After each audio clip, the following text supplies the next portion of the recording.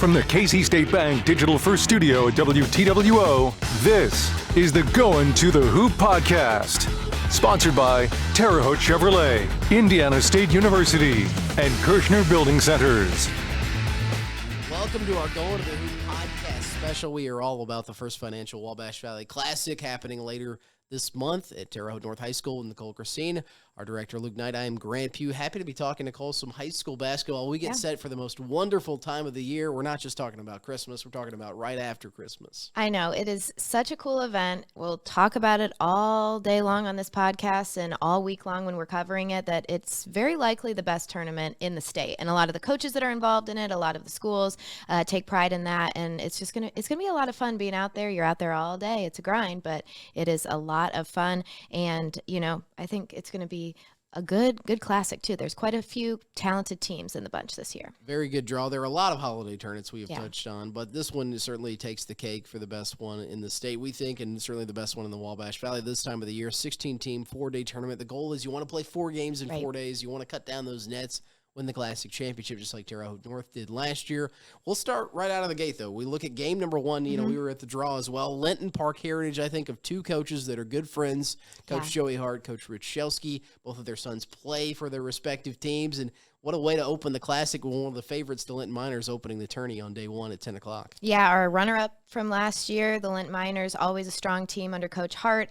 And it was cool to hear him talk specifically about his relationship with Rich and just kind of, how far they go back and how that's going to play into, their matchup. But another thing he mentioned was he loves having an early game. Some coaches don't like it, but he likes it because he can scout the rest of the day and scout, the rest of the teams, because this is a really good way for these teams to see who they might be playing against next week or next month. They're going to see what these other teams are made of, even if they don't see them in the Classic. So he was talking about Coach Hart, how that's kind of an upside. Some teams are like, no, I don't want to be that early first game, but he's kind of looking at it as an opportunity to then stick around and see what the other teams are made of. And, Linton, always a big competitor outside of the Classic and certainly during Classic week. Might as well start with a bang. Last year we had a big game for game 1 with Northview and North. This year we get a big one, Linton Park Heritage. The Miners really want to win one of these things. They feel like that's the one thing that, they've gone to the state finals. They've been close to winning a state championship. They certainly want a state championship, but they want to win this Classic and do something that the school hasn't done either. Yeah, and I think you're going to see, you mentioned Joey Hart. He's obviously a superstar on the team, coach's son. But you're going to see some kids, too, like Logan Webb, that are really stepping up. And, he's upset because they got so far in the football season, too. So you got some hungry football players who maybe missed a couple of their first scrimmages and games and practices because they were still fighting for that title in football. And unfortunately, that fell short of that. So,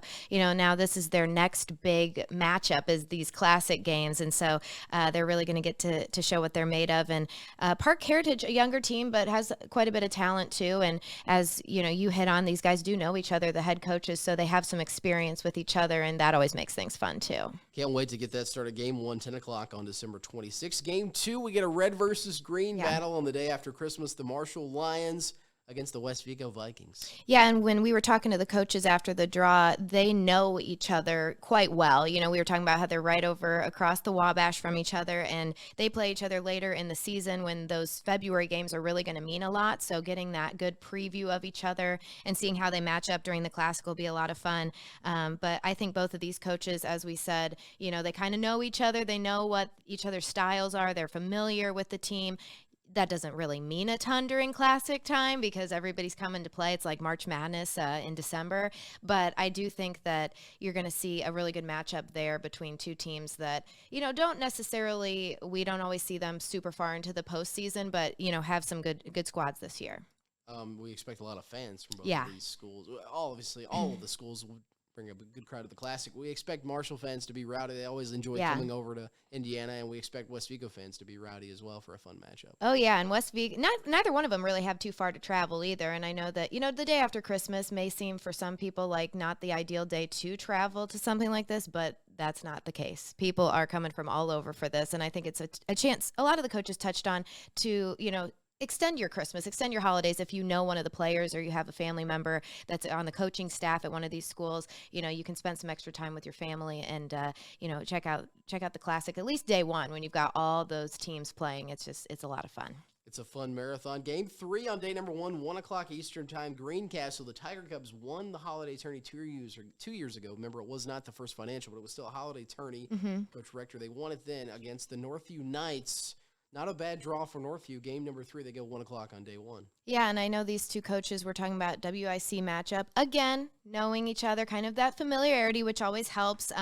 But, Greencastle, they're pretty young this year. I think they just had a game where I think they were only able to score like 25 points or so against West Vigo. So look to see them kind of shaping up in the next couple weeks, getting ready for this. And, Coach Byram, he's kind of that quiet leader over there. He gets fired up on game days, of course, on the sidelines. But, he is kind of that quiet leader. And you kind of get that from Northview overall. They've got, some players that they lead by example, but they're not always the loudest team out there. They kind of just, they have that quiet confidence that you like to see. It creates a good dynamic there. So I do think it's going to be a good game for them. And I look to see Northview come out pretty strong starting off for the Classic tournament. Bottom part as we wrap up the top part of the bracket game number 4, 2:30 on the 26th. Another Indiana-Illinois matchup, all purple in this one. KZ Westfield against the Sullivan Golden Arrows. Yeah, this is going to be a fun one. I think it's going to be hard to tell who's rooting for who sometimes because of all that purple, and the coaches did hit on that. And when we talked to Coach Moore the day of the draw, he was like, I think he said he was literally laser focused on that game against Northview. And, they have had a couple big wins, beat Northview, beat Shakamak pretty big. And I think their last matchup. So they're coming together. But KC Westfield they always come across the river to play. They can score some points as well. They can score some points. And I think the first year I covered this back in 2018, they were the consolation winner, which is another really cool thing I think about the Classic is, fans show up for that consolation prize like that kind of gets the final day going. Like that really is another cool element of this. Even if you're not going to win the whole thing, like the bracket on the other side is still super competitive, and it's still an honor to win on the consolation side as well. And they were able to do that a couple years ago. But there's a lot of energy coming from both of these teams. I can't wait to see the crowd for these because it's going to be good. Sullivan travels really well, and they're going to be pumped about it. And I actually talked to Randy Kelly about this after the draw because he was all excited about it, and he was like, I don't think I'm going to be able to come. I'm going to be at practice at Wabash, but he was saying that he's like, we'll show out, and Casey will too. So Sullivan's been close the last couple of years to making it to the championship. They had some big games against North. We'll have to see what happens this year. This is one of those things too that the student athletes would love to suit up one final time for. You get these kids that played in this tourney last year. A couple of years ago, they're on holiday break, they're home, and they always show up to the Classic. Yeah, you always see the kids that are in college now coming out, and I think I go back to like Caleb Swearingen for Northview. He was a big name for them last year. I wouldn't be surprised if you saw him hanging out. And if Sullivan keeps going, I'm sure we'll see Randy Kelly. I think he the player of the he won MVP last year. So I think you'll see a lot of people coming back, which is always really cool. And it's so fun to be there. Speaking of Sullivan, Jeff Moore is not that far away from 500 wins all time either. He could get that at the Classic. That would be really cool. Coming up as well. Certainly a historic career with the Sullivan Golden Arrows. Yeah, that would be really, really cool to be there for that as well. I think his team really likes playing for him. You can tell that there's a really tight-knit bond there, as with most of these teams. But yeah, I think that's going to be a fun matchup, and it's the late game, so a lot of people can come because it's later in the day. And if you do happen to work the day after Christmas, I know a lot of people have it off this year, but you can head over there. The observed holiday this year, which should help hopefully the crowds on day number 1. Guaranteed a purple team's going to win between Casey and Sullivan. Yes. We're just not sure which purple team's going to win. That's game 4, day number 1. Hey, we are just getting rolling on our Going to the Hoop podcast. We are back to preview the second part of the First Financial Wabash Valley Classic right after this. Here are this week's matchups.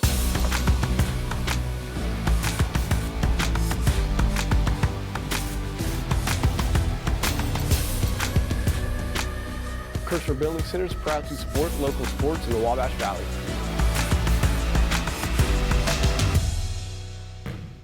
From the Casey State Bank Digital First Studio at WTWO, this is the Goin to the Hoop podcast. Sponsored by Terre Haute Chevrolet, Indiana State University, and Kirshner Building Centers. Welcome back to the Going to the Hoop podcast. We are getting set for the First Financial Wabash Valley Classic, which runs December 26th through the 29th at Terre Haute North High School here in 2022. With Nicole Christine, I am Grant Pugh.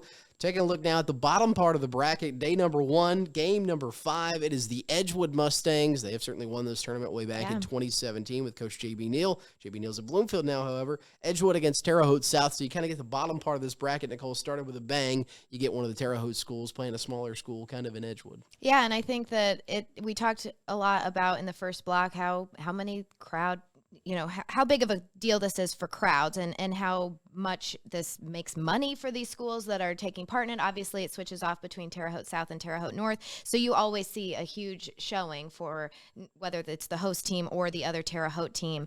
There's always quite a bit of people because you're right in town. And so that's always really nice. You're going to see a good show out for that. It's a later game. Regardless of that, like you said, it is an observed holiday. You're going to see a lot of people there. And you've got some really strong players on South, but like you said, Edgewood, for a smaller school, you can never count out the Mustangs. They always look really good. I think they've gotten off to kind of a slower start this year, maybe not the Edgewood squad we've seen in other years. But I think that's going to be a good matchup. And, you're going to see a lot of people, and Edgewood, I think, usually gets a pretty good crowd as well. They're one of our farther away schools, but people do make it over, and they get pretty rowdy in their student section as well.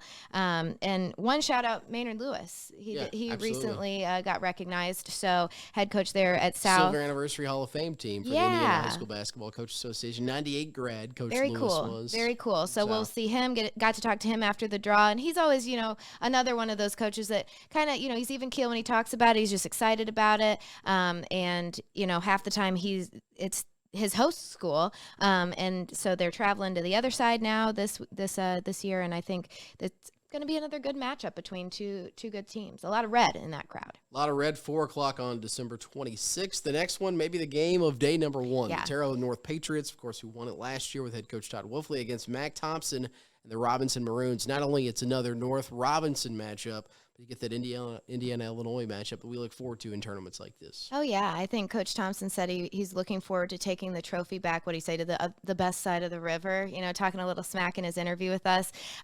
Something else he said that I really keyed in on was that both of these teams are long and lanky, is what he said. So they match up pretty well together. But Terre Haute North, I mean, Wolfley, what can we say? I know this tournament is constantly, it's like almost theirs to lose year after year. They're the host team this year. So I'm looking forward to this matchup. Like you said, could very well be the biggest game of day 1 because Robinson's looking really strong.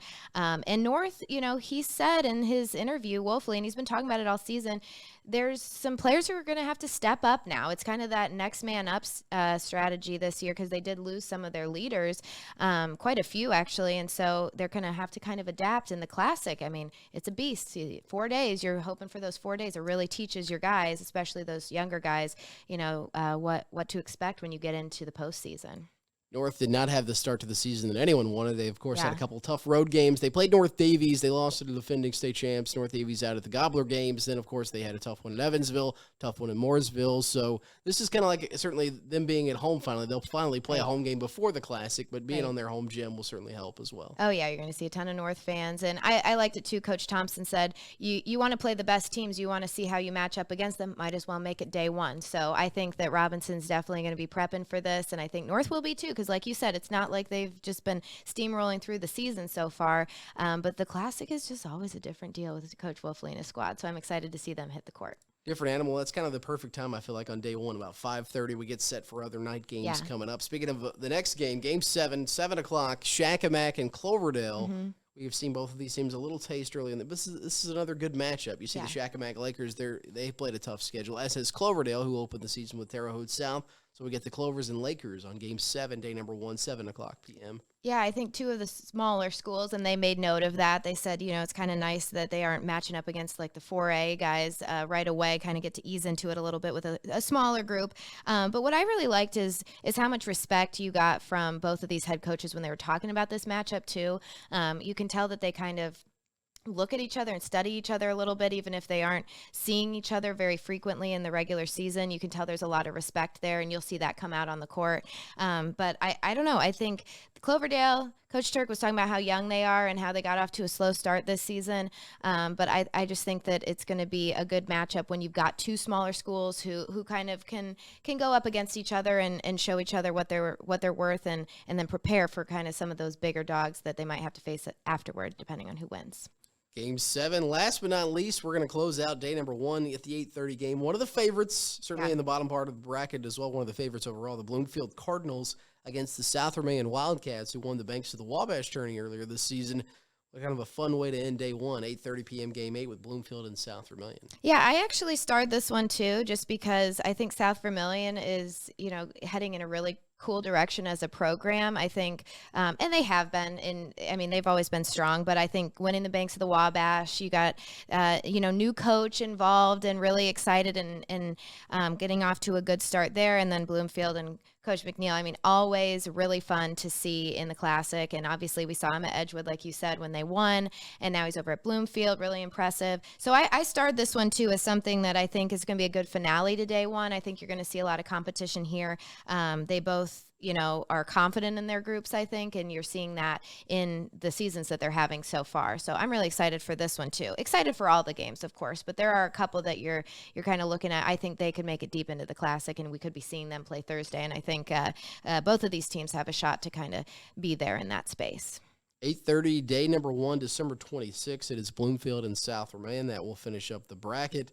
We can't wait to get the holiday hoops tourney started in a couple of weeks. It's going to be a great time, and we'll see you guys all bright and early Monday morning that week. 10 o'clock with Linton and Park Heritage. A lot of other holiday hoops tournaments happening between now and then. North Davies has a big one, of course. The Northview girls have another big one. There's a big one happening in Clay City, but it's always good to have some holiday hoops this time of the year as teams. We're going to find out which team wants to win 4 games in 4 days and kind of prepare their team for sectional play, which is the ultimate goal later on in March. Yeah, see what they're made of so they can prep even harder to make it into the postseason. That's what it's all about. And come say hi if you see us at the Classic. Yeah. We'll be there covering all the games, and it's a fun time. I always call it kind of like a time machine. We're in the time warp that day because we're in the gym. The outside world is just happening, but we're focused on one thing, and that's high school basketball. I know, and it's great, too, because we talk about all the colors of the teams, and it really is kind of how you identify as you go through the day. It's like, okay, we have the purple game coming up, then we've got the red and green. Okay, I know they're coming. So it is kind of fun to see everybody funnel in and out, and you're just there all day long. It's the best. Yeah, shout out to everyone for running the tournament. First Financial, of course, the people at North and other people that's stepping up. A lot of caffeine upcoming for the 26th absolutely. as well. And pizza. Pizza for sure. We love to see all the pizza. And all the fun things. We can't wait. We'll see you on the 26th for Nicole Christine. I am Grant PR Director Luke Knight. We'll see you at the Classic. It'll be here before we know it.